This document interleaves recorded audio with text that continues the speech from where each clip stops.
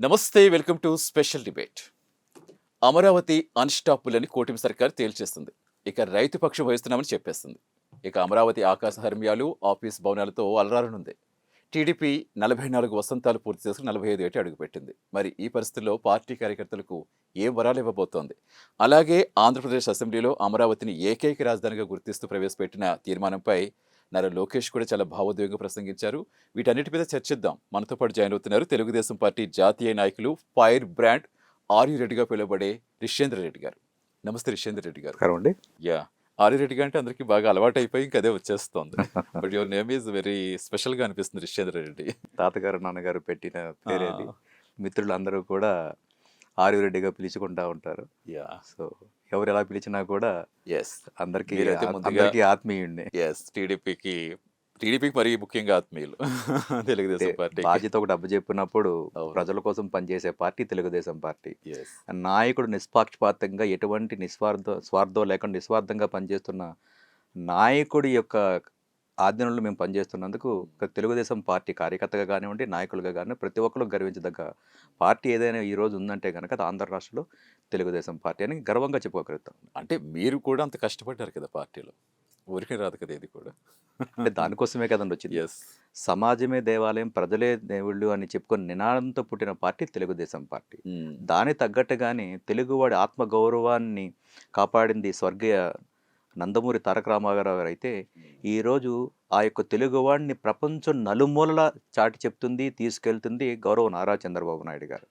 అదేవిధంగా ఈరోజు టెక్నాలజీని అభివృద్ధి చేస్తూ, సాంకేతికను అందిపుచ్చుకుంటూ, యువతకి మంచి అవకాశాలు ఇచ్చుకుంటూ, యువనేత లోకేష్ గారి ఆధ్వర్యంలో మేమందరం పనిచేస్తున్నందుకు అది వాస్తవంగా ఆ బాధ్యత మాకు ఇస్తున్నప్పుడు మేము సంపూర్ణంగా చేయాల్సిన బాధ్యత మా భుజస్కంధాల మీద ఉంది.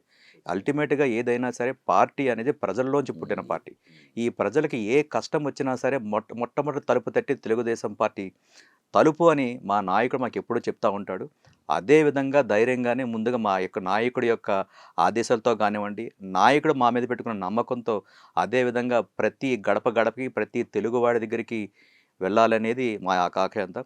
ఆంధ్ర రాష్ట్రంలో 5,00,00,000 మంది ప్రజల యొక్క 5,00,00,000 మంది ఇళ్ల పైన తెలుగుదేశ జెండా ఎగరవేసినప్పుడే మేము నిజమైన నాయకులుగా అనేది మా యొక్క ప్రగాఢమైన నమ్మకం. ఎస్, ఖచ్చితంగా కనిపిస్తుంది. మీరు మాట్లాడే ప్రతి మాటలోంచి కూడా అది మనకి ప్రస్ఫుటంగా అది కనిపిస్తుంది. నాయకుడి Yes. దగ్గర నుంచి తీసుకున్న మా అధినాయకుడి దగ్గర నుంచి, మా యువ నాయకుడి దగ్గర నుంచి తీసుకున్న స్ఫూర్తితోనే మేము ముందుకు పోతా Yes, ఉన్నాం. definitely. మాకే వాళ్ళ స్ఫూర్తిదాతలు. ఎందుకంటే చంద్రబాబు గారి అనుభవం, లోకేష్ గారి దూకుడు, ప్రస్తుతం యువతను కలుపుకొలికితనంగా ఆయన ప్రతి ఒక్కరితోటి కూడా అంత ఆత్మీయంగా పలకరించడం అందరినీ కూడా, అదే ఇప్పుడు మీలో కనిపిస్తుంది, మీ యువతరంలో కూడా. ఏటా ఉన్న యువనేత యొక్క Yes. యొక్క క్రమశిక్షణతో కానివ్వండి, యువనేత యొక్క స్ఫూర్తితో కానివ్వండి, యువనేత యొక్క ఆదేశాలతో, గౌరవ చంద్రబాబు నాయుడు గారి యొక్క ఆదేశాల అనుసారం కూడా మేము ప్రజల దగ్గరికి చేరుకోవాలి. ఈ ఆంధ్ర రాష్ట్రాన్ని దుష్ట శక్తుల దగ్గర నుంచి కాపాడుకోవాలంటే మీరు ఇందాక అన్నారు యువనేత దూకుడు అని. ఆ దూకుడుతనం ఖచ్చితంగా ఉండాలి. అది కూడా క్రమశిక్షణతో కూడిన దుడుకుతనం అనేది ఉండాలి. అంటే దుర్మార్గుల నుంచి గత పాలకులు ఏ విధంగా ఈ ఆంధ్ర రాష్ట్రాన్ని దుర్మార్గంగా పాలించారు, ప్రజల్ని ఎంత దుర్మార్గంగా హింసించారనేది మనం కళ్ళ ముందు చూసాం. సో అది మళ్ళీ పునరావృతం కాకూడదు అంటే గనక ఈ దుర్మార్గం నుంచి ఈ రాష్ట్రాన్ని, ఈ రాష్ట్ర ప్రజల్ని కాపాడుకోవాల్సిన ఏకైక పార్టీ, ఏకైకమైన నాయకుడు కానీ అది గౌరవ నారా చంద్రబాబు నాయుడు ఉన్నారు. అలాగే పార్టీ కార్యకర్తల మీద ఉందనేది నా ప్రగాఢమైన నమ్మకం. ఖచ్చితంగా మీరు అన్నట్టుగా ఒకటి మాత్రం చాలా వ్యాలిడ్. ఇప్పుడు నాయకులను చూస్తే కొంతమంది భయపడతారు జనరల్గా, కానీ టీడీపీ వాళ్ళని చూస్తే భయం వేయదు. మీరు ఇందాక అన్నారు కదా, ఎవరు తలుపు పెట్టినా సరే ఇమీడియట్గా వాళ్ళకి ఏ హెల్ప్ కావాలని చేసేదని. ఇప్పుడు అది అంత పొజిషన్ లోకేష్ గారికి ఎంత చాలా ఫ్రీగా వెళ్ళిపోతూ ఉంటారు. ఏ చిన్న సమస్య వచ్చినా వాళ్ళు ఆ సమస్యను తీసుకున్న సమస్య పరిష్కరించండి అంటారు. అలాగే మీలాంటి వాళ్ళ నాయకులు కావచ్చు, కార్యకర్తలు కావచ్చు, అందరూ కూడా ముందుగానే ఉంటారు. మా యువనేత అంటే కూడా మీతోటి ఈ టాపిక్ వెళ్ళే ముందు ఇంకోటి కూడా అడుగుదాం అనుకుంటున్నాను నేను. ఎవరు from Pulivendula. Yes, that's why దాని గురించి కొంచెం చెప్పండి, తర్వాత మనం దీనికి వెళ్దాం. ఈ ఆవిర్భావ దినోత్సవాల గురించి టీడీపీ ఏం ప్రణాళికలు చేస్తున్న తర్వాత చూద్దాం. ముందు అసలు ఎందుకంటే పులివెందులు అంటే అందరికి తెలిసిందే కదా, ఒక కంచు కోట. సో అలాంటి చోట మీరు ఇంత కష్టపడి అక్కడ వాళ్ళందరినీ, ఎందుకంటే ఆల్మోస్ట్ ఎదిరించాలి అంటే అక్కడ నిలబడేయాలంటే, పార్టీ నిలబడాలంటే. ఇప్పుడు అధికారంలోకి వచ్చింది కాబట్టి ఓకే, అధికారంలోకి వచ్చిన ఎంత కాదనుకున్నా పులివెందులు అనగానే అది ఒక బ్రాండ్ మార్కులో పడిపోతుంది. అసలు ఎలా? ఇక్కడ అధికారమా, విపక్షమా, ప్రతిపక్షమా అనేది మేము చూడమండి. మా నాయకుడు మాకు ఇచ్చిన బాధ్యత. ప్రజలకి మేము మేము మేము ప్రజలు అక్కడ ఉంటే ఇప్పుడు ఈరోజు మీరు అన్నారు కడప అంటే ఈరోజు దేశంలో కానివ్వండి, రాష్ట్రంలో తీసుకున్నా కానీ, దేశంలో తీసుకున్నా కూడా, ప్రపంచంలో కూడా తీసుకున్న కడప జిల్లాకంటూ ఒక పేరుంది. ఆ కడప జిల్లాలో ముఖ్యంగా పులివెందులకంటూ ఒక ప్రాముఖ్యత ఖచ్చితంగా ఉంది. ఉమ్, కొంతమంది దుర్మార్గంగా అంటే వాళ్ళ స్వార్థ రాజకీయాల కోసం ఒక కడప జిల్లాని ఒక ఫ్యాక్షన్ జిల్లాగా కానివ్వండి, పులివెందుల్ని ఒక భయానక వాతావరణంలోకి తీసుకెళ్లారు. ఎందుచేతంటే వాళ్ళకి అధికారం కావాలి. ఆ అధికారం కావాలంటే వాళ్ళు ఎంచుకున్న మార్గం ఒక హింసా మార్గాన్నే వాళ్ళు ఎంచుకున్నారు.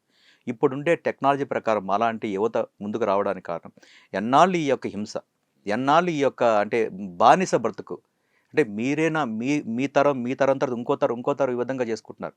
కానీ ఆ తరాలు మీరు చేస్తున్నప్పుడు ప్రజలు మీ మీద నమ్ముకొని మీకు ఓట్లేసినప్పుడు ఆ ప్రజలకు న్యాయం చేయగలిగారా?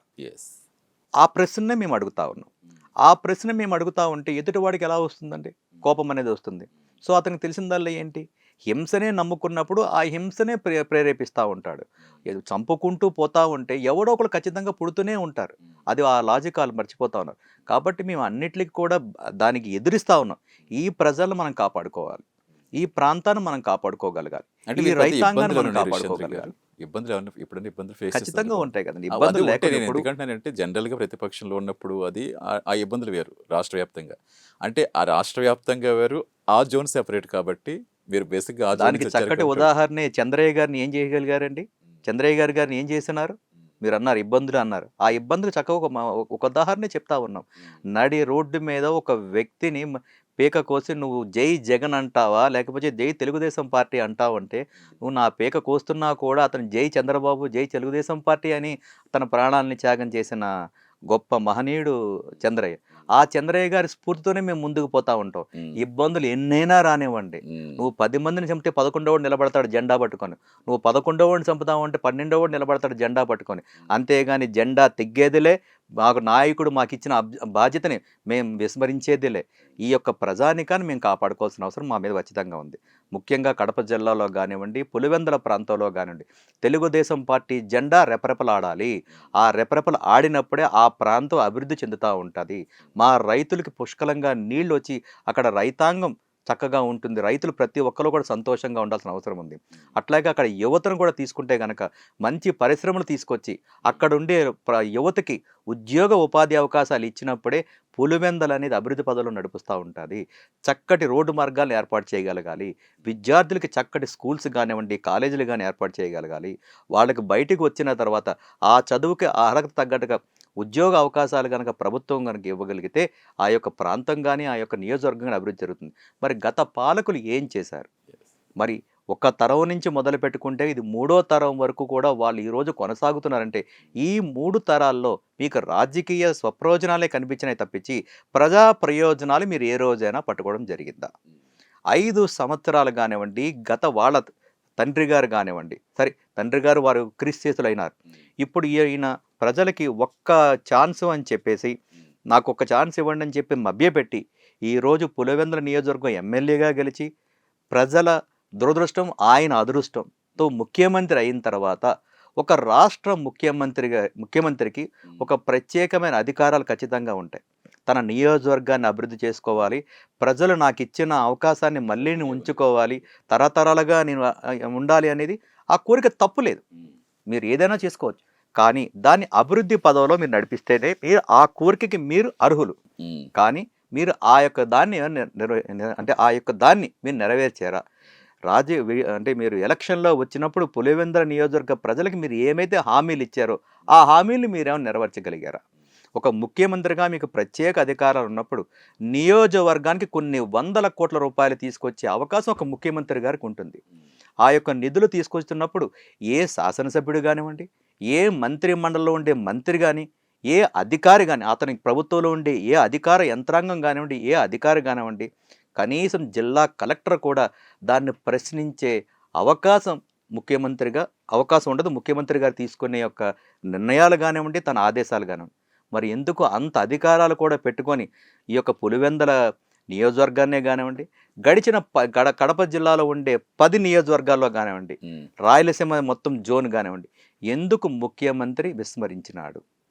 ఎందుకు ఈ రోజు వరకు కూడా మా రాయలసీమ ప్రాజెక్టులను ఎందుకు నువ్వు నిలిపివేయడం జరిగింది? అంటే దాని అర్థం ఏంటండి? ప్రజల్ని ఎప్పుడైతే మేము అభివృద్ధి చేస్తామో మమ్మల్ని ప్రశ్నించడం మొదలు పెడతారు. ఎప్పుడైతే ప్రశ్నించడం మొదలు పెడతారో మా ఓటమి అనేది ఉంటుంది, మా అధికారం అనేది కోల్పోతాం. కాబట్టి ఈ ప్రజల్ని అభివృద్ధి పరచకూడదు అనే ఒకే ఒక ఆ యొక్క ఆలోచనతోనే ఈ రోజుకి కూడా ఆ యొక్క నియోజకవర్గాన్ని కానివ్వండి, రాయలసీమ జిల్లాలనే కానివ్వండి, కడప జిల్లాని ఆ విధంగా మీరు నిర్వీర్యపరుస్తూ ఉంటే మాలాంటోళ్ళు ఎలా చూసి ఊరుకోగలం? రైట్. దీనికోసమే మేము పోరాటం జరుగుతాం. మా పోరాటం కేవలం మీ యొక్క సిద్ధాంతాల మీదే, వ్యక్తుల మీద కాదు. తెలుగుదేశం పార్టీ ఎప్పుడూ కూడా వ్యక్తిగతంగా ఎవరిని విమర్శించదు. మా నాయకుడు మాకు పూర్తిగా చెప్పే ఆదేశాలు ఇదే. తెలుగుదేశం పార్టీ ఎప్పుడు కూడా ప్రజల కోసం నిస్వార్థంగా పనిచేసే పార్టీ. మీరు వ్యక్తుల జోలికి వెళ్ళొద్దు, వాళ్ళ వ్యక్తిత్వాల కోసం మాట్లాడాల్సిన పని లేదని చెప్పి మాకు పరిపూర్ణమైన ఆదేశాలు ఖచ్చితంగా ఉన్నాయి. దాని తగ్గట్టుగానే మీరు తీసుకుంటే కనుక గత 44 సంవత్సరాల్లో, అప్పుడు నేను ఇంకా పుట్టలేదు, 44 సంవత్సరాల్లో తెలుగుదేశం పార్టీ ఒక లెక్క, ఇప్పుడున్న పార్టీ ఒక లెక్క. ఈ రోజుకి కూడా తీసుకుంటే కనుక ఎవరు కూడా వ్యక్తిగతంగా, పార్టీ సిద్ధాంతాలు వేరు. మీరు మీ పార్టీ కోసం మీరు రిప్రజెంట్ చేస్తూ ఉంటారు, నేను నా పార్టీ కోసం రిప్రజెంట్ పార్టీ చేస్తూ లైన్ ఉంటాను. చేయమని ఎవరు అడగరు. సో పార్టీ పాలసీ విధానాలు పరంగా అడుగుతారు. మేము మాట్లాడతాం Yes. కానీ వ్యక్తిగత దోషణలు కానివ్వండి, వ్యక్తిగతంగా మాట్లాడడం కానివ్వండి, క్యారెక్టర్ అసాసిలేట్ చేయడం కానీ అనేది మా పార్టీలో లేదు, అలాగే మాలో కూడా లేదు. కానీ దుర్మార్గంగా మీరు ఇతర పార్టీలో కనుక ఆలోచన చేస్తే మీ దుర్మార్గమైన ఆలోచన ఎన్ని విధాలుగా ఉన్నాయంటే, ముఖ్యంగా మీరు సబ్జెక్ట్ మీద మాట్లాడకుండా వ్యక్తుల మీద, వ్యక్తిగతాల మీద మీరు మాట్లాడుతున్నారంటే భయం అనేది ఎవరిలో ఉందని అర్థం చేసుకోగలగాలి. డెఫినెట్గా ఆ డైవర్షన్ పాలిటిక్స్ తప్పించి ఇలా మంచి రాజకీయాల వైపు మళ్లించే విధంగా చేసే ప్రయత్నాలు మాత్రం అందరూ అప్రిషియేట్ సో చేయాలి. దానికోసమే అలాంటి ఉన్నప్పుడు అనేక రకమైన ఇబ్బందులు కానివ్వండి, దాడులు కానీ రావచ్చు. కాబట్టి ఇప్పుడు ఈ యొక్క తెలుగుదేశం పార్టీ కార్యకర్తలుగా, మా మీద నాయకులుగా అనేకమైన బాధ్యతలు ఉన్నాయి. ఆ బాధ్యతలు మేము ఎంతో కొంత నెరవేరుస్తూ ఉన్నాం, ప్రజల్ని కూడా మేలుకొలుపుతూ ఉన్నాం. ఆ మేలుకొలపడంలో భాగంగానే మొన్న మీరు నియోజకవర్గంలో తీసుకుంటే కనుక, పులివెందుల నియోజకవర్గంలో తీసుకుంటే జెడ్పీటీసీ మేము గెలవడం జరిగింది. Yes. కడప జిల్లాలో ఒంటిమిట్ట జెడ్పీటీసీ కూడా తెలుగుదేశం పార్టీ గెలింది. అంటే గత పాలకులు యునానిమస్గా కొన్ని సంవత్సరాలు, అంటే దశాబ్దాలు వాళ్ళు పాలించిన ఆ యొక్క ప్రాంతాలు ఈరోజు ఒక ప్రజల యొక్క ఆమోదంతో, ప్రజాస్వామ్యంలో ప్రజల యొక్క సమ్మతితో ఈరోజు మేము ఒక జడ్పీటీసీలు గెలిచినామంటే మార్పు మొదలైందనేది మీరు అర్థం చేసుకోగలగాలి. అలాగే గడిచిన కడప జిల్లాలో కూడా మన 2024లో మాకు అత్యధికమైన తెలుగుదేశం పార్టీకి అత్యధికమైన సీట్లు రావడం జరిగింది. కాబట్టి మా బాధ్యత ఇప్పుడు ఒకటే, పులివెందల యొక్క నియోజకవర్గం మీద తెలుగుదేశం పార్టీ జెండా ఎగరేయాలనేది మా ప్రగాఢమైన ప్రజాస్వామ్య పద్ధతిలో అక్కడ ఎన్నికలు జరగాలి. ఖచ్చితంగా జరగాలి. ఆ ప్రజాస్వామ్యబద్ధంగా ఎన్నికలు జరగాలి. ప్రజాస్వామ్యబద్ధంగానే మేము మాట్లాడుతూ ఉన్నాం. సో కాబట్టి దాడులు జరుగుతూ ఉంటాయి. ఆ దాడులకు మేము చట్టబద్ధంగానే ఎదురుదాం. మా పార్టీ సిద్ధాంతం ఒకటే. ఇప్పుడు మీరు గమనిస్తే గనక గత 5 సంవత్సరాల వాళ్ళ పాలనలో ఎన్ని విధాలుగా మా మీద భౌతిక దాడులు జరిగినాయి. ఆఖరికి అంటే డీజీపీ ఆఫీసు కోతవేట దూరంలో ఉంటే మా కేంద్ర కార్యాలయం మీద కూడా అనేకమైన గూండాలతోనూ వ్యక్తులతో, ఒక దుష్ట శక్తులతో వచ్చి ఏ విధంగా దాడులు చేశారో అనేది మీరు చూసారు. సరే, ఆ దాడులకి ప్రతిదాడి మేము చేయాలంటే ఇదే ప్రజాస్వామ్యం, ఇదే ప్రజానికి మమ్మల్ని ప్రశ్నిస్తుంది. వాళ్ళు దాడి చేశారు, మీరు అది దాడి చేస్తారు. కాబట్టి ఈ దాడులకి, ప్రతిదాడులకు సమాధానం కాదు, దాడి చేస్తే చట్టబద్ధంగానే, చట్టపరంగానే మేము వాళ్ళని ఎదుర్కొనే కార్యక్రమం జరుగుతుంది. కాబట్టి పులివెందుల్లో కూడా కానివ్వండి, కడప జిల్లాలో కానీ ఎవరు ఏం చేసినా చట్టం, న్యాయం, ధర్మం అనేది ఖచ్చితంగా ఉంది. ఆ ధర్మాన్ని మేము నమ్ముకున్నాం, ఆ ధర్మబద్ధంగానే మేము పనిచేస్తాం. ఖచ్చితంగా ప్రజల ఆశీస్సులు మా దగ్గర ఉంటాయి, దేవుడి ఆశీస్సులు మా దగ్గర ఉంటాయి. అంతిమంగా గెలిచే ధర్మమే కాబట్టి ఆ ధర్మాన్ని మేము నమ్ముకున్నాం. కరెక్ట్గా చెప్పారు. అంతిమంగా గెలిచే ధర్మమే. రేపు 2029లో కూడా ఈ ధర్మం పట్ల, ఈ ప్రజాస్వామ్యం నిలబడుతుందని మేము ఆశిస్తున్నాం.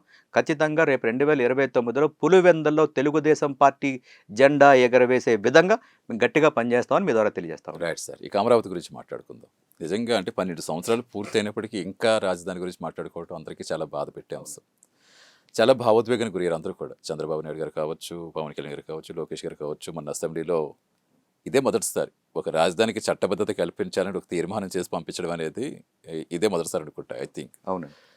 అంటే అసలు ఎలా చూడాలంటే, ఏ తొగ్గులకు వచ్చిన భవిష్యత్తులో అమరావతిని మార్పు లేని విధంగా చట్టబద్ధత కల్పించే విధంగా ప్రయత్నిస్తామంటే లోకేష్ గారు అయితే చాలా విపరీతమైన భావోద్వేగానికి గురయ్యారు. అందరికీ అదే జరిగిందండి. మన 28వ తారీఖున జరిగిన శాసనసభ ప్రత్యేక ఈ అసెంబ్లీ చరిత్రలో, ఆంధ్ర రాష్ట్ర చరిత్రలో ఒక ప్రత్యేకమైన సభగా మాత్రం మేము ప్రతి ఒక్క ప్రజానికం కానివ్వండి, ఒక రాజకీయ పార్టీ నాయకుడిగా నేనే కాకుండా సామాన్య ప్రజలు కూడా ఇది ఒక చరిత్రాత్మకమైన రోజు అని చెప్పేసి ప్రతి ఒక్కరు కూడా అనుకుంటా ఉన్నారండి. అదే అడుగుతుంటే అసలు ఇప్పుడు అంతలాగా ఇప్పుడు మనం ఇంకా మరి దాని గురించి మాట్లాడుకుంటున్నామంటే ఇంకేమనుకోవాలి. అసలు ఇప్పుడు దాన్ని స్పీడప్ చేసే విధంగా ఏం చేయబోతోంది? ఇది నభూతో నభవిష్యతో రోజండి. ఎందుకంటే రాజధానికి ఒక చట్టబద్ధత రావడం అనేది దేశంలో ఏ రాష్ట్రానికి జరగలేదు. అది మొట్టమొదటగా ఆ అక్షరంతో స్టార్ట్ అయిన ఆంధ్రప్రదేశ్, ఆ అక్షరంతో స్టార్ట్ అయిన అమరావతి అని అనుకుంటా ఉన్నాం. అందుకే ఈ రోజు అది జరిగిన 28వ తారీఖున రోజు, మొన్న 28వ తారీఖున రోజు చరిత్రలో నిలబడే రోజని. ఎందుకు చట్టబద్ధత తీసుకురావాల్సి వచ్చింది? ప్రజల చేత ఎన్నుకోబడిన ప్రభుత్వాలండి. ప్రజల కోసమే పనిచేయాలి. ప్రజలు ఏ విధంగా వాళ్ళు ఏం అడుగుతారో అదే మనం చేయాలి. మనం పాలకులు మాత్రమే. మనం ప్రభువులం కాదు. ప్రభుత్వాలు మారినప్పుడు పరిపాలన మారిపోతే ఎలా? సో పరిపాలన కంటిన్యూ అదే చేయాలి జరుగుతా కదా. ఉంది కదా. ప్రభుత్వాలు మారినప్పుడు ఎందుకు మీ మీ యొక్క పాలసీలు ఎందుకు మారాలి? ఎస్. ఒక ప్రభుత్వాన్ని నమ్ముకొని, ఒక వ్యక్తిని నమ్ముకొని, ఒక వ్యక్తి యొక్క తన యొక్క అంటే ప్రాణం కన్నా మిన్నగా ప్రేమించే తన యొక్క స్థలాన్ని ఇచ్చినప్పుడు మీరు మా రాజధానిని ఇక్కడ కట్టండి అని చెప్పి మీరు తీసుకుంటే చరిత్ర తీయండి. మన భారతదేశం ఏర్పడిన తర్వాత కానీ అంతకుముందు మన చోళరాజులు కానివ్వండి, బ్రిటిష్ కాలంలో కానివ్వండి, ఏ రాజధాని అప్పట్లో ఏంటంటే బ్రిటిష్ కాలంలో అన్నీ కూడా లాక్కునే పరిస్థితి ఏర్పడింది. స్వతంత్రం ఏర్పడిన తర్వాత, ప్రజాస్వామ్యం ఏర్పడిన తర్వాత, మనకంటూ కొన్ని రాష్ట్రాలు ఏర్పడిన తర్వాత, భాషా ప్రయుక్త రాష్ట్రాలుగా మంది ఏర్పడిన తర్వాత, రాష్ట్ర రాజధాని కోసం ఎవరైనా సరే ముందుకు వచ్చి ప్రభుత్వాన్ని నమ్ముకొను, లేదా ఒక వ్యక్తిని నమ్ముకొను, అంటే ఒక రైతుకి భూమి అనేది తన ప్రాణం కన్నా మిన్న. అంతకంటే ఆ భూమి కోసం తన ప్రాణాలను వదులుకోవడానికి సిద్ధమే. దానికోసమే రైతు హత్యలు ఎన్ని విధంగా జరుగుతూ ఉన్నాయి. భూమిలో పంట సరిగ్గా పండకపోతే నా భూమి ఏమైపోతుందో, నా భూమి కెమికల్ అయిపోతుందని చెప్పి కనీసం ఆ భూమికైనా పని చేయట్లేదు, నాకు పని చేస్తుందని చెప్పి తాగిన రైతులు చూస్తుంటే ఈరోజు కూడా నా కంట్లో నీళ్ళు వస్తూ ఉన్నాయి. అలాంటి రైతులు ఈరోజు 33,000 ఎకరాల భూమి మన మన రాజధాని కోసం, మన ఆంధ్ర రాష్ట్ర రాజధాని కోసం ఇచ్చినారంటే ఆ రైతులకి, ఆ రైతమ్మ కుటుంబకులకి అందరికీ ప్రభుత్వం ఎంటైర్ శిరసా వంచి వాళ్ళకి పాదాభివందనాలు చేయాల్సిందే పోయి ఆ పాదాలు లాగి వాళ్ళని జుట్టు పట్టుకొని పోలీసు బూటు కాళ్ళతో వాళ్ళని తన్నినారంటే గత పాలకుల యొక్క రాక్షస క్రీడ ఏంటో అనేది యావత్ ప్రపంచం చూసింది, యావత్తు తెలుగు రాష్ట్రం చూసింది, భారతదేశ ప్రభుత్వం కూడా చూసింది అనేది మనం మర్చిపోకూడదు. అలాంటి పరిస్థితి రాకూడదని చెప్పే మనకి ఇప్పుడు 2014లో మన రాష్ట్ర బైఫర్కేషన్ అయినప్పుడు అసంబద్ధంగా అప్పుడుండే కేంద్ర ప్రభుత్వంలో ఉండే వ్యక్తులు వాళ్ళ స్వప్రయోజనాల కోసం, వాళ్ళ స్వార్థ రాజకీయాల కోసం, మళ్ళీ అధికార కాంక్ష కోసం మన తెలుగు రాష్ట్రాల్ని అంటే అసంబద్ధంగా విడగొట్టేసి తల్లిని అంటే ఒక తల్లిని తండ్రిని వేడి చేసినట్టుగా వాళ్ళ యొక్క స్వార్థ రాజకీయాల కోసం రాష్ట్రంగా విడిపోయినాం. అన్నదమ్ములుగా మనం విడిపోయాం. కానీ మన భాష ఒక్కటే, మన భాష తెలుగు భాష, మన నేల తెలుగు నేల. ఆ విధంగానే మనం విడిపోయిన తర్వాత ఒకరికొకరు సాయం చేసుకుంటాం. 2014లో మన ప్రభుత్వం స్వర్ణాంధ్రప్రదేశ్గా మనం ఏర్పడిన తర్వాత మనకి కూర్చోవడానికి కుర్చీ లేదు, నిలవడానికి నీడు లేని పరిస్థితిలో ఆ రోజు గౌరవ చంద్రబాబు నాయుడు గారు అనుభవశాలైనటువంటి వ్యక్తి ఆనాడు ముఖ్యమంత్రిగా ఉన్నప్పుడు ఆ యొక్క ప్రాంత ప్రజలు ఎక్కడ మనకు రాష్ట్ర రాజధాని లేదు, మనం కూర్చోవడానికి నిలవ కూడా మనకి ప్లేస్ లేదు, మనకి కేవలం 10 సంవత్సరాలు మాత్రమే ఉంది, ఏ చేసుకోవాలన్నా కూడా పక్క రాష్ట్రానికి పోయే పరిస్థితి ఉంది, ఆ యొక్క ఇబ్బందులతోనే కదా మనకు రాష్ట్రం విడబడినారు, మనం అన్నీ ఇక్కడ ఏర్పరచుకోవాలి, ఎక్కడ ఏర్పరచుకోవాలని చెప్పి అనేక మంది మేధావులతో కానివ్వండి, ఆ రాష్ట్ర ప్రజలు పెట్టుకున్న నమ్మకంతో, ఆ రాష్ట్ర ప్రజలు ఆంధ్ర రాష్ట్ర ప్రజల యొక్క సలహాలతో మనం ఒక ప్రాంతాన్ని అమరావతిగా ఏర్పరచుకొని అక్కడ మనం క్యాపిటల్ సిటీగా పెట్టాలని ఒక ఆలోచన రాగానే ఆ రాష్ట్ర ముఖ్యమంత్రి గౌరవ నారా చంద్రబాబు నాయుడు గారి మీద నమ్మకంతో ఒకేసారి తడవగా ప్రభుత్వం అనేది ల్యాండ్ సీలింగ్ అనేది మీకు తెలిసే ఉంటుంది. అది నేనేమి పార్టీ పరంగా ఉన్నానని చెప్పి నేను గొప్పలు చెప్పాల్సిన పని లేదు. ఒక ప్రభుత్వం ఏదైనా చేయాలనుకుంటే గనక అది ఒప్పుకున్నా ఒప్పుకోకపోయినా బలవంతంగా తీసుకొని లేదంటే ఒక జీవో తీసుకొచ్చే కార్యక్రమాలు ప్రతి ప్రభుత్వంలోనూ జరుగుతూ ఉంటాయి. కానీ 2014లో ప్రజాప్రభుత్వం ఏర్పడిన తర్వాత ఇది ప్రజల ప్రభుత్వం, ఆ యొక్క ప్రజల సమ్మతోనే మనకు ముందుకు వెళ్ళాలని చెప్పేసి గౌరవ నారా చంద్రబాబు నాయుడు ఒక నిర్ణయం తీసుకున్న తర్వాత ఆ ప్రాంత ప్రజలందరినీ కూర్చోబెడితే ఒకే మాట, ఒకే నినాదం, ఒకే ఆలోచనతో ప్రభుత్వానికి వచ్చి మీకు ఎన్ని వేల ఎకరాలు కావాలంటే చెప్పండి, మేమందరం సిద్ధంగా ఉన్నామని ఒక్క మాట అనగానే 33,000 ఎకరాల పైచిలకు రాష్ట్ర ప్రభుత్వం ఒక్క రూపాయి కూడా ఖర్చు పెట్టకుండా ఈరోజు రాష్ట్ర ఖజానాకి 33,000 ఎకరాలు ఇచ్చి ఈ ప్రాంతాన్ని రాజధానిగా చేయండి, మీకు ఏది కావాలన్నా సరే మా పరిపూర్ణమైన సంపూర్ణమైన మద్దతు సహకారం ఉంటుందని ఆ ప్రాంత ప్రజలు చెప్పినారంటే అది చరిత్ర కాదా చెప్పండి. రైట్. ఈ అదే కదా చరిత్రలో హైలైట్ చేసింది లోకేష్ గారు కూడా. ఇలాంటి సంఘటన కానీ ఇలాంటి త్యాగాలు ఎక్కడ లేదు. ఎక్కడైనా ఉన్నాయా? భారతదేశం ఏర్పడిన తర్వాత ఏ రాష్ట్రానికైనా ఉన్నాయి. ఆ అదృష్టం మనకే కదా దక్కింది. అలాంటి అవకాశం మనకు దక్కినప్పుడు దాన్ని ఎంత విధంగా ఉపయోగించుకోవాలండి? ఆ యొక్క ప్రాంత ప్రజలను కానివ్వండి, ఆ భూమి ఇచ్చిన రైతుల్ని రైతుల త్యాగాలు ఈ ఎక్కడ విధంగా మర్చిపోతారు. ఆ త్యాగాల్ని ఈ విధంగా మర్చిపోకుండా ప్రతిరోజు కొనియాడుకుంటూ వాళ్ళకి ఎన్ని విధాలుగా సత్కారాలు చేసుకుంటూ ఎన్ని విధాలుగా వాళ్ళకి అభినందనలు జరుపుకుంటూ మనం పాలన నడిపించాలి. గత 2014 2019 అదే విధంగా జరిగింది కాబట్టి ఆ యొక్క ప్రాంతంలో మనం తాత్కాలికమైన భవనాలు నిర్మించుకొని నిలవడానికి నీడ లేని ప్రదేశాల్లో కూడా మనం ఒక భవనాలు ఏర్పరచుకొని సుపరిపాలన చేయడం జరిగింది. అది దురదృష్టం కొద్దీ 2019లో ఒకేసారి ఎలక్షన్స్ రావడం ప్రజాస్వామ్యంలో సహజం. అవును. గెలుపు ఓటములు అనేది గెలుపోటములు సహజం. ఎవరికైనా సహజం. ఎందుకంటే ప్రజలు ఎప్పుడూ కూడా ఒక అబద్ధాన్ని నిజంగా నమ్మే రోజులు ఖచ్చితంగా ఉన్నాయి. అంటే గతంలో మనం చిన్నప్పుడు తీసుకుంటే కనుక ఇదిగో పులి అదిగో మేక అనే ఒక మనం స్టోరీ విన్నాం. అది వాస్తవంగా చెప్పాలంటే అది మేకా పులి అనేది అబద్ధం అయినా సరే మనం దాన్ని నిజం నమ్మాం. అదే పరిస్థితిలో జగన్మోహన్ రెడ్డి ఎన్నికల ప్రచారంలో నాకు ఒక్క ఛాన్స్ ఇవ్వండి అని చెప్పగానే అయ్యో రాజన్న బిడ్డ అనే ఒక జాలితో కానివ్వండి, ఒక మమకారంతో ఇతను ఏం చేస్తాడో చూద్దాము, ఇతను కూడా అనేక మాటలు చెప్తున్నారు కదా. గత ప్రభుత్వం బాగానే చేసింది.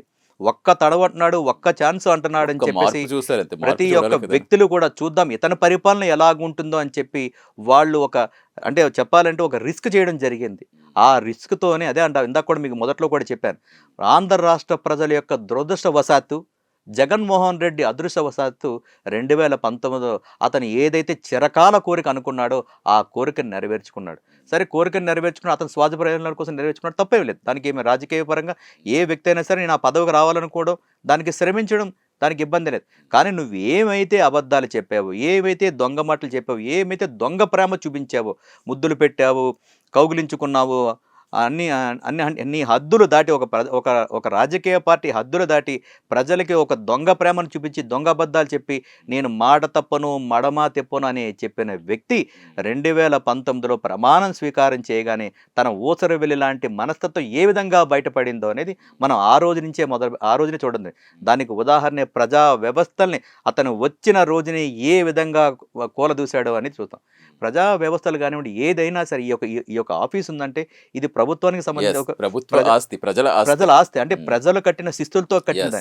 అది ఒక వ్యక్తి మీద ఒక కోపంతోనో ఒక వ్యక్తి మీద స్వార్థంతోనో మీకు కూల్చే హక్కు కానీ అర్హత కానీ ఆ అధికారం కూడా మీకు లేదనే సంగతి మర్చిపోయి ప్రజా వ్యవస్థల్ని అంటే అక్కడి నుంచే తను దాన్ని కూలగొట్టడం మొదలు పెడితే ఆ ప్రభుత్వం యొక్క నిరంకుశత్వం కానివ్వండి, ఆ ప్రభుత్వంలో ఉండే రాక్షసత్వం ఆ రోజు నుంచే మొదలైంది. ఆ రోజు నుంచి మొదలైంది. అక్కడి నుంచి అమరావతి రాష్ట్ర రాజధానికి రావడం, ఆ రాజధాని ఎన్ని విధాలుగా మానసికంగా ఎన్ని విధాలుగా అవమానించారో మనం చూసాం. మన తల్లుల్ని, మన అక్కల్ని, మన చెల్లెల్ని ఎంత హీనాతిహీనంగా, అంటే సభ్య సమాజం కూడా సిగ్గుపడే విధంగా. అందుకే నాకు ఎంత కన్నీళ్ళు రావడానికి కూడా కారణం. ఎందుకంటే నేను కూడా ఆ యొక్క అమరావతి ఉద్యమాన్ని నేను దగ్గరగా చూసినప్పుడు ఆ ఆడబిడ్డలు ఏడుస్తూ ఉంటే ఎలా ఓదార్చాలో కూడా తెలియని పరిస్థితి ఆ రోజు గందరగోళంలో మా అందరి మీద, ఆల్ పార్టీ నాయకుల మీద అందరు ప్రతి ఒక్కరు కూడా చెల్లించిపోయారు.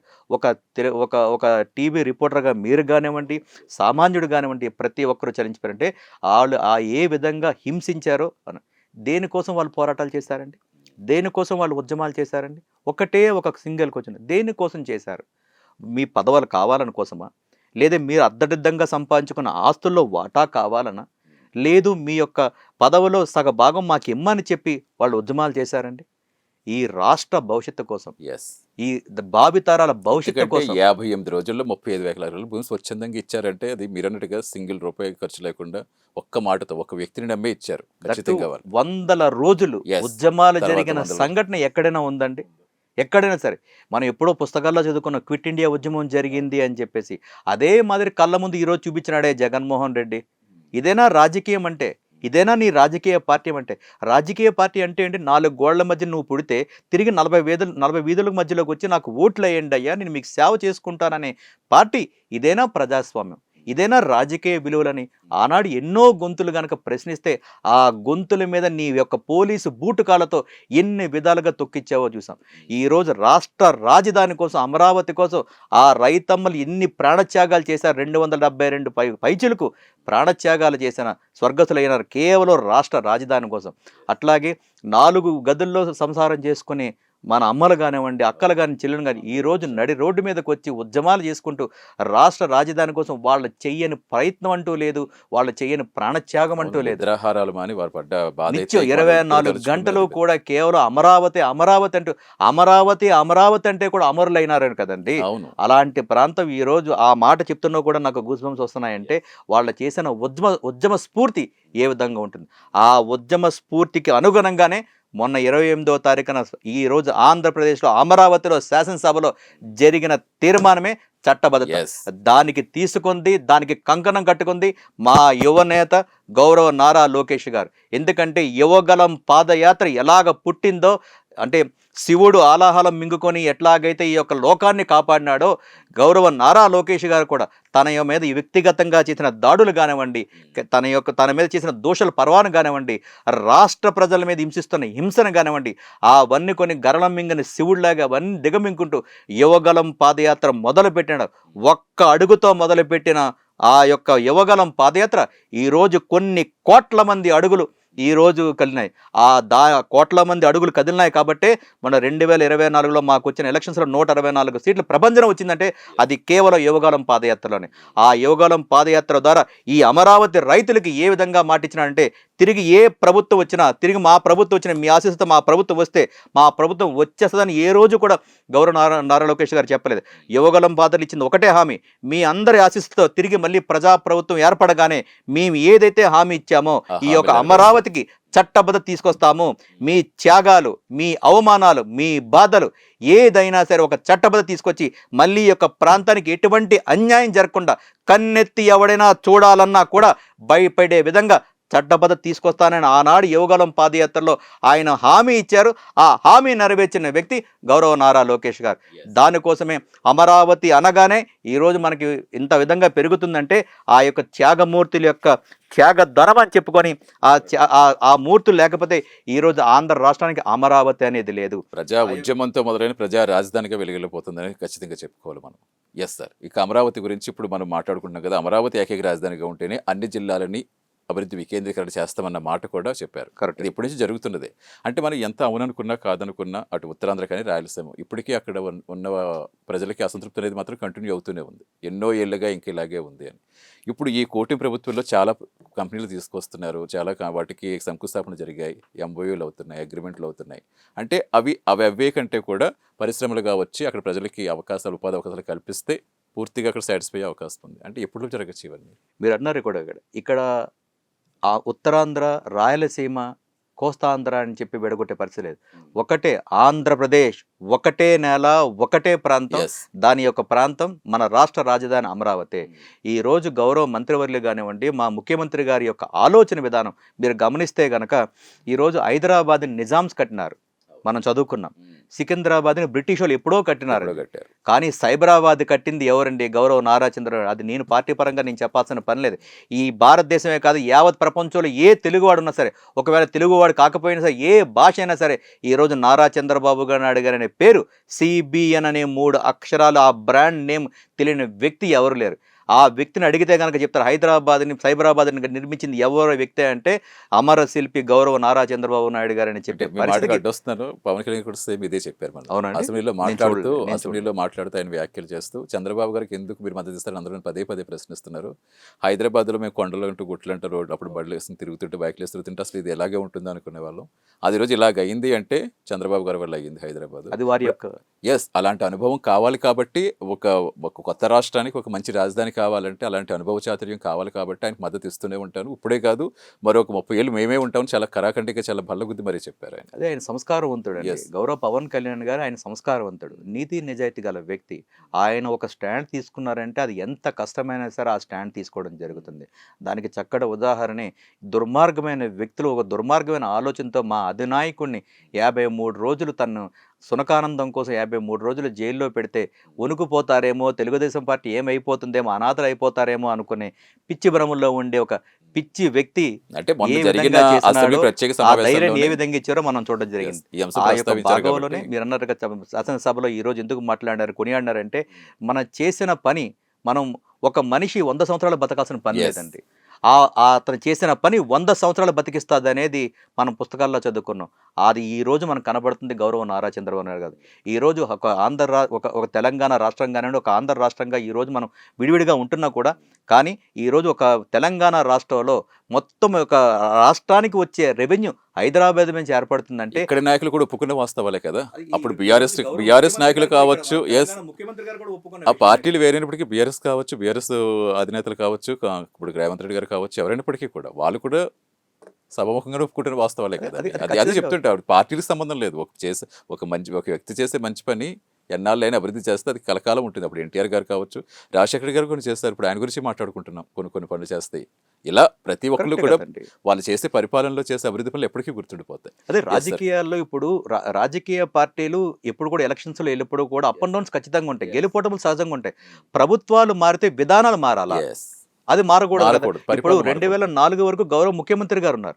గౌరవ నారా చంద్రబాబు నాయుడు గారు ఉన్నారు. గౌరవ నారా చంద్రబాబు నాయుడు గారి హయాంలోనే కదా మొత్తం కూడా ఇది ఏదైతే శంషాబాద్ ఎయిర్పోర్ట్ కానివ్వండి, ఔటర్ రింగ్ రోడ్ కానివ్వండి, పీవీ ఎక్స్ప్రెస్ వే కానివ్వండి, గౌరవ నారా చంద్రబాబు నాయుడు గారు దిగుతున్నప్పుడే పూర్తిగా పీవీ ఎక్స్ప్రెస్ వే కంప్లీట్ అయిపోయింది.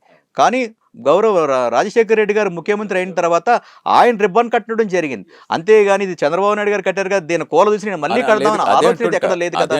అవి అభివృద్ధి చేసిన అభివృద్ధి పనులు ఎవరు వచ్చినా సరే కంటిన్యూ చేస్తే వీళ్ళు ఉంటారు, వాళ్ళు చరిత్రలో ప్రజలు మనకు ముఖ్యం. అల్టిమేట్లీ మనకు ఈ ప్రజాస్వామ్యంలో ఉంటున్నాం, ఈ ప్రజలు మనకు ముఖ్యం. ప్రజాధనాన్ని వృధా చేయకూడదు అనే ఆలోచనతో గత పాలకులు పోయారు. ఈ రోజు మేము గౌరవ రాజశేఖర రెడ్డి గారిని, ఈ రోజు కూడా గౌరవ క్రీశైలు గౌరవ రాజశేఖర రెడ్డి గారు అండి. ఎందుకంటే రాజశేఖర రెడ్డి గారు చంద్రబాబు నాయుడు గారు సమజ్యులు, వారు ఎన్నో విధాలుగా. కానీ ఏ రోజు కూడా వ్యక్తిగతంగా కానీ వ్యక్తిగత దోషాలు చేసుకోవడం కానీ ఏ రోజు లేదు. గత ఉమ్మడి ఆంధ్రప్రదేశ్లో మనం శాసనసభ చూసుకుంటే గనక అసెంబ్లీ ఎప్పుడు వస్తుందా అని చెప్పి మనం ఆ టైంలో ప్రజలు చూసే పరిస్థితి. కానీ గత 5 సంవత్సరాలు జరిగిన పాలనలో అసెంబ్లీ సెషన్స్ కానివ్వండి, ఆ నాయకులు కనుక టీవీలో కనబడితే మాత్రం దాన్ని మనం రిమోట్ చేంజ్ అంటే మనం ఛానల్ చేంజ్ చేసే పరిస్థితి అయితే తీసుకొచ్చినారంటే వీళ్ళు ఎంత దౌర్భాగ్యంగా మారారు. విధానాలు మారకూడదు, దేన్ని ఇబ్బంది పెట్టకూడదు. ఆ యొక్క పాలన కానివ్వండి, ఆ యొక్క ఏదైతే స్కీమ్స్ ఉన్నాయో స్కీమ్స్ మీ పేర్లు మార్చుకుంటారు ఏదైనా సరే. ఈ రోజుకి కూడా మీరు ఎందుకు అంటే మేము అడుగుతున్న కొన్ని క్వశ్చన్లకు ఆ పార్టీ కానివ్వండి, ఆ పార్టీ నాయకుడు ఈ రోజు కూడా సమాధానం చెప్పడు. ఎందుకు అన్నా క్యాంటీన్ నువ్వు క్లోజ్ చేసావంటే సమాధానం చెప్పడు. ఎందుకు పోలవరం ప్రాజెక్టు నువ్వు అటకెక్కించావంటే దానికి సమాధానం చెప్పడు. ఎందుకు అమరావతి లేకుండా 3 రాష్ట్రాలు 3 ముక్కలుగా చేసావంటే దానికి సమాధానం చెప్పడు. ఎందుకు ఋషికొండని బోడుకొండ కొట్టి నువ్వు 500 కోట్లు ఖర్చు పెట్టి 700 కోట్లు ఖర్చు పెట్టి విలాసాల కోసం ఎందుకు పెట్టావంటే దానికి సమాధానం చెప్పడు. ఎందుకు జాబ్ క్యాలెండర్ చేసావంటే దానికి సమాధానం చెప్పడు. ఎందుకు మధ్య కుంభకోణం చేసావంటే దానికి సమాధానం చెప్పడు. ఎందుకు నువ్వు గంజాయి పెంచి విస్తరంగా నీ ధనదాహం కోసం డ్రగ్స్ని గంజాయిని చెప్పి యువతను తప్పుదోవ పట్టిస్తుంటే దానికి సమాధానం చెప్పడు. గతంలో కూడా కాదు కదా రిషేంద్ర గారు. ఇప్పుడు ప్రతి ఒక్కరికి కూడా సెల్ ఫోన్ చేతిలో ఉంటుంది. అక్కడ ఏం జరుగుతుంది ఇక్కడ లైవ్లో కనిపిస్తుంది. ఎప్పుడో ఈ రోజు ఒక మాట రేపు ఒక మాట మాట్లాడుతుంటే కుదిరే రోజులు కూడా కాదు ఇవి. ఇంత లైవ్లీగా వెళ్ళిపోతున్నప్పుడు ప్రజలకు కూడా చాలా అవేర్నెస్ వచ్చేసింది, చాలా అవగాహన వచ్చింది. ఎవరేం చేస్తున్నారు చాలా వాళ్ళే ముందుగా విశ్లేషించే స్థాయికి వాళ్ళు వెళ్ళిపోయారు. చక్కటి మాట అడిగారు, మధ్యలో అడ్డొస్తా ఉన్నాను. మీరు అన్నట్టు కరెక్టే. ఈ రోజు మొబైల్ ఉంది, ఈ రోజు నేను ఏం మాట్లాడుతున్నానో రేపు నేను మర్చిపోవచ్చు. కానీ మనం ఏదైతే టెక్నాలజీ ఉందో దాన్ని అయితే మర్చిపోలేం కదా.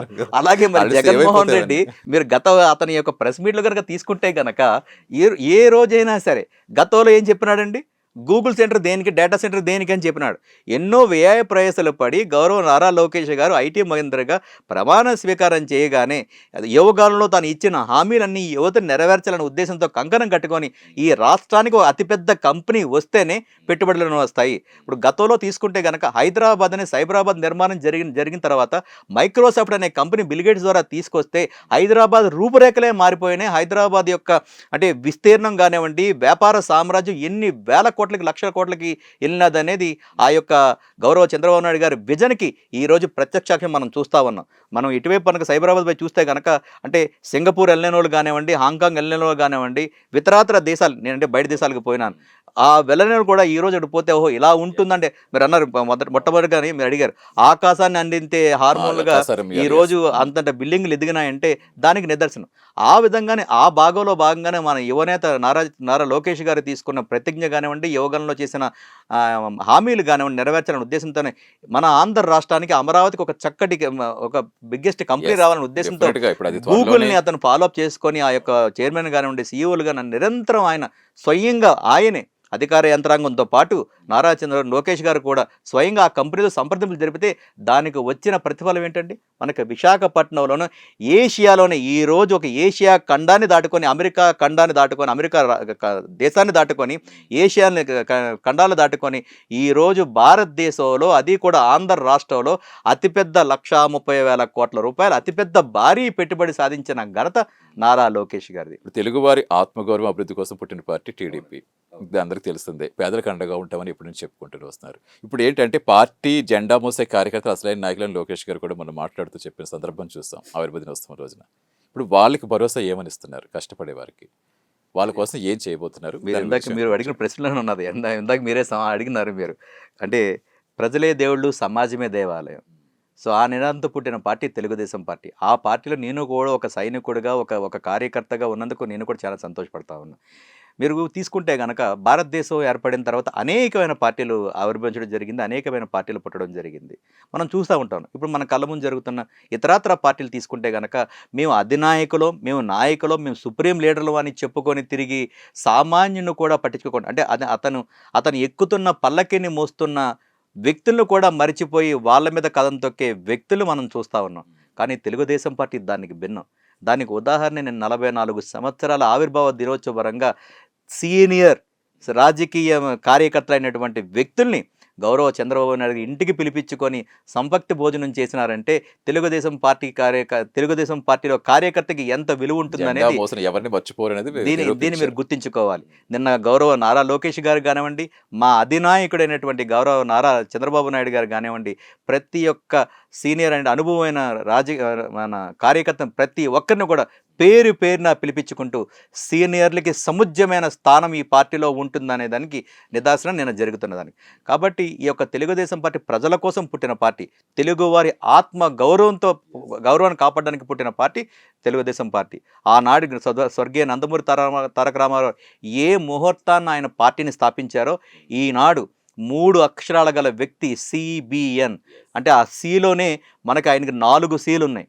క్యారెక్టర్, క్యాలిబర్, కాండక్ట్, కెపాసిటీ ఉండే ఏకైక వ్యక్తి ఈరోజు గౌరవ నారా చంద్రబాబు నాయుడు గారు ఆంధ్ర రాష్ట్రంలో ఉన్నందుకు ప్రతి తెలుగువాడు, ప్రతి భారతీయుడు సగౌరవంగా తీసుకుంటా ఉన్నారు. వయసుతో సంబంధం లేకుండా ఆయన అందరినీ పరుగులెత్తిచ్చే. అందుకే అన్నానండి, ఆయనకి 4 సీలు ఉన్నాయి.